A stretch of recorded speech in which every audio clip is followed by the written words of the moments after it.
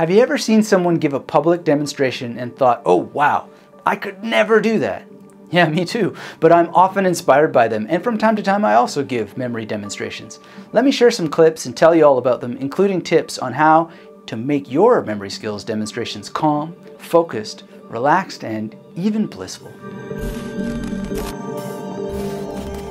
Hi there, this is Anthony Metivier from MagneticMemoryMethod.com, where I help mature learners of every age take mental adventures using memory techniques. Our community helps you make learning easy, effective, elegant, and fun. So hit that subscribe button now and make sure to enable notifications with the bell icon. That way you won't miss a thing, especially our live streams where you can meet the valuable members of the Magnetic Memory Method community. And while you're subscribing, or if you're already subscribed, hit that thumbs up and let's go.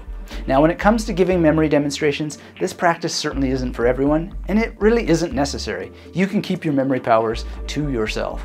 But if you're going to teach these skills, a few things are obvious. First, you're talking about the most personal and sensitive topic on the planet, memory. For all our differences, memory truly is the one thing we all hold in common. Second, you've got to walk your talk. So if you've got the skills, find a way to show them to others if that's right for you. It doesn't have to be massive volumes of information either. Most people can't handle more than a few words, digits, or playing cards. To be honest, I don't like giving memory demonstrations that much, and it's unusual to do when the majority of my audience is online. However, when I give talks in the community, I memorize all the names of the attendees and recite them one by one. And I recommend this as a simple and fun memory demonstration you can give.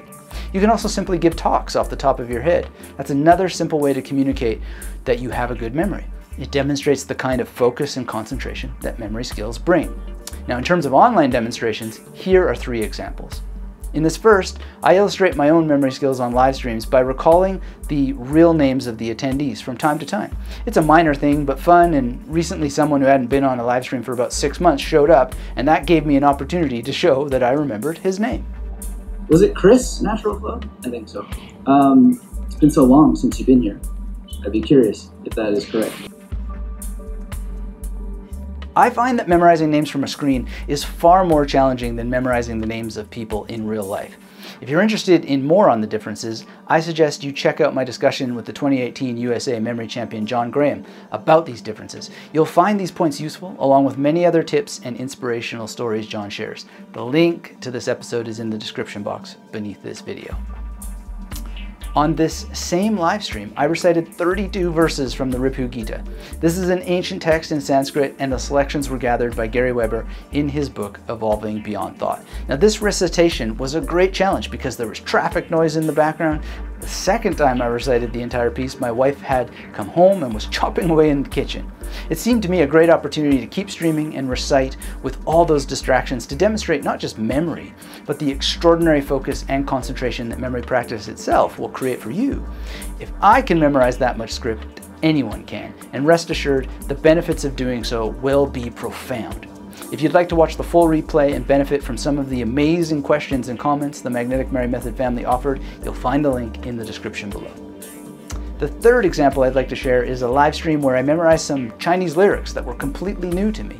Unlike the Ribhu Gita demonstration where I had memorized everything prior to the demonstration, in this case I was encoding the words of the song directly into a memory palace, live in front of an audience. Xin Lim was there. Okay, so Xin Si, 我的讯息有你在.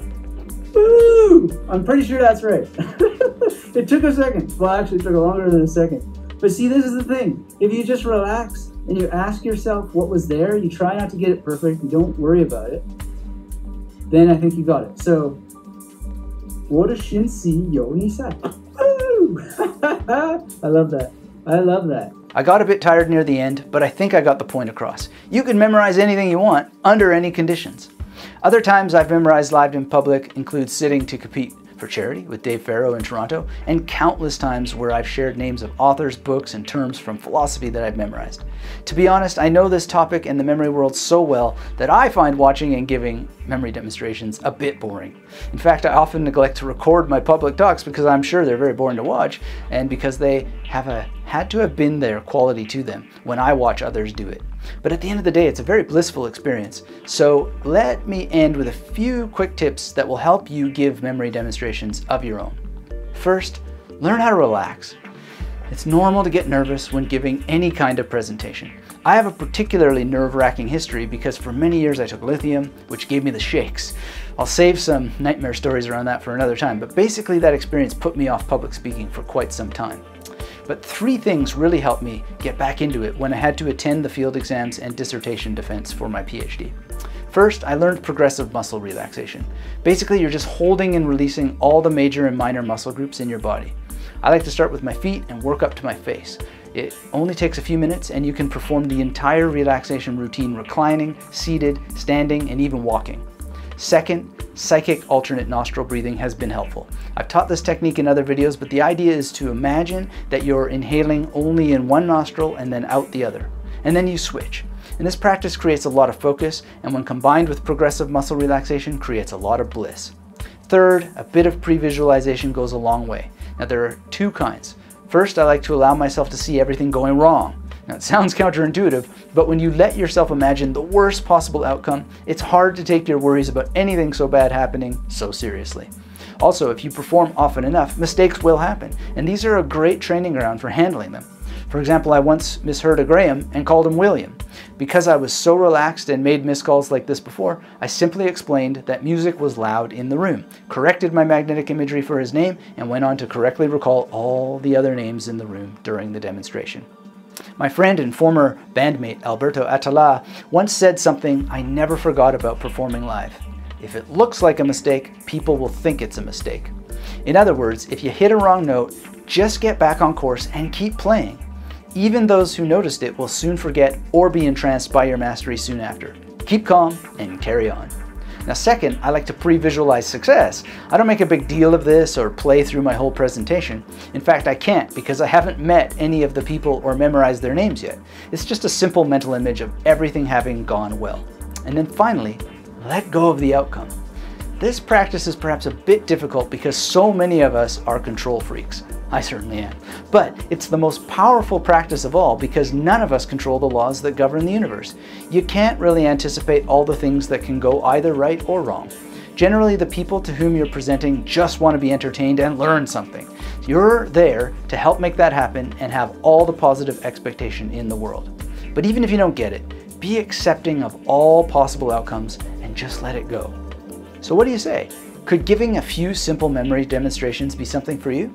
Let's keep the conversation going down below and let me know if you're ready to give some demonstrations or if you already have done so. Likewise, if you have questions, just let me know and I'll answer you ASAP. But remember, memory is a massive treasure, and those of us who dive into the great memory tradition have a duty to treat it well. It's the dearest human commodity that we have, and the only thing that connects us to one another entirely. We really are the sum of what we remember, and it is a blessing every time a person bumps into these techniques.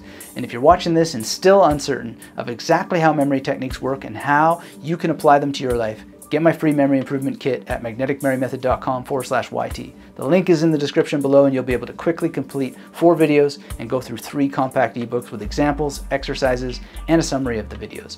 And if you haven't done it yet, hit that thumbs up, get subscribed, and leave a comment below.